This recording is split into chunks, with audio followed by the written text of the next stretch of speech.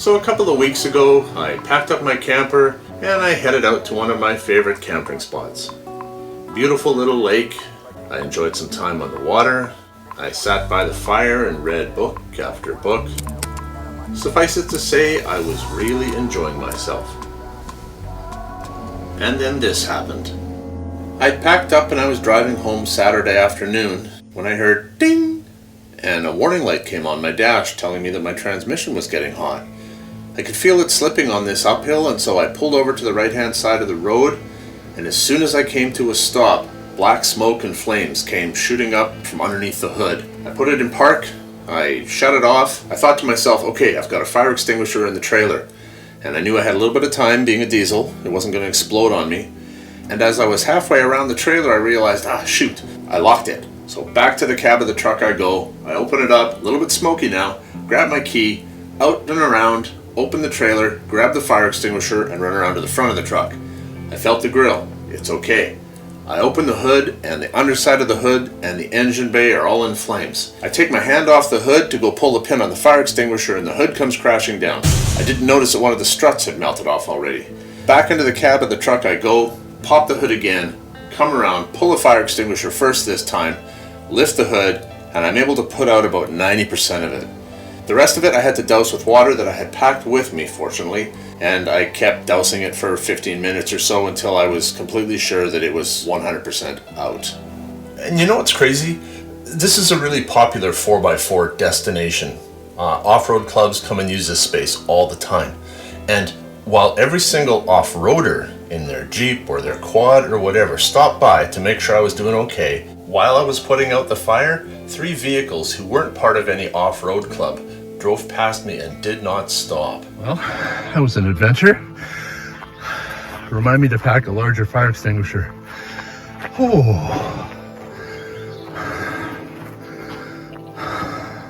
Things got pretty toasty under there.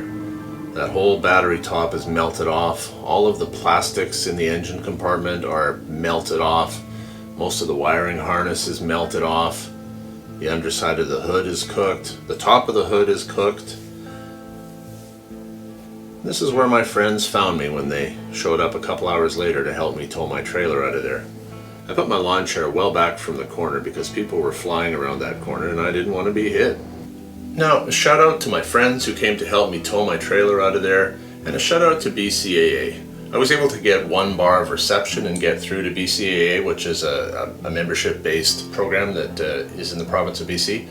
And they technically didn't have to send somebody out to tow me because it was very likely that my vehicle was not going to be repairable, but they did.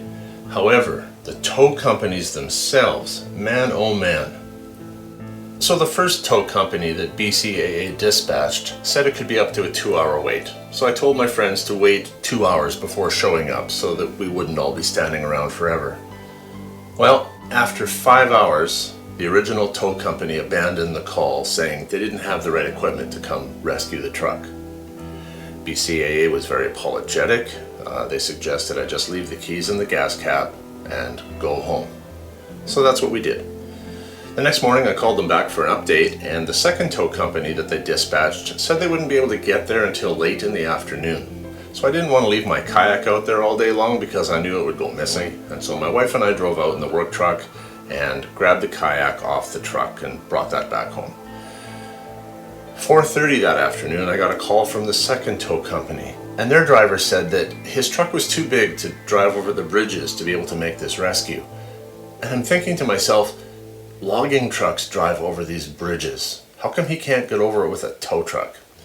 Anyway, a third company was dispatched, and the driver of that company called me up a little while later, wanted to get some details, and said, hey, yeah, I just wanted to check up on a few things, confirm the location, and I heard there was a fire. Does the truck still have wheels on it, or are they melted off? And I said, nope, still got wheels.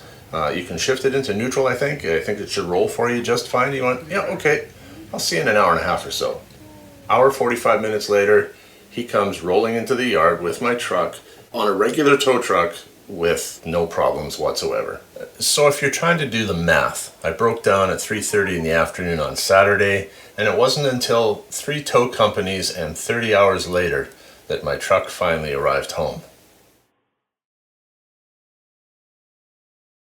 So if you're anything like me, after all of that, you'll want to know if this thing will still run. It is a Cummins diesel. It just might. Now, obviously this battery isn't making power anymore, but I did pull these lines off of here because this will be energized from the other battery and it would ground out there. So for the sake of this experiment, I just pulled those off of there. And if it does start, I'm not going to run it for more than a few seconds, but I just have to see if it will.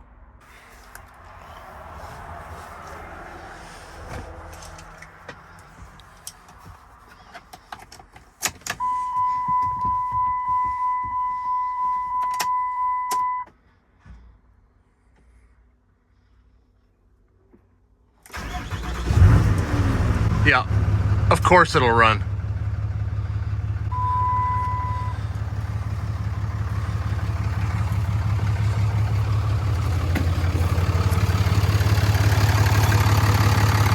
That is ridiculous. I don't know what to say other than the fact that the Cummins 6.7 diesel is one heck of a motor that you cannot kill. Thanks for watching. See you next time. The Cummins 6.7 turbo diesel. It will not be killed.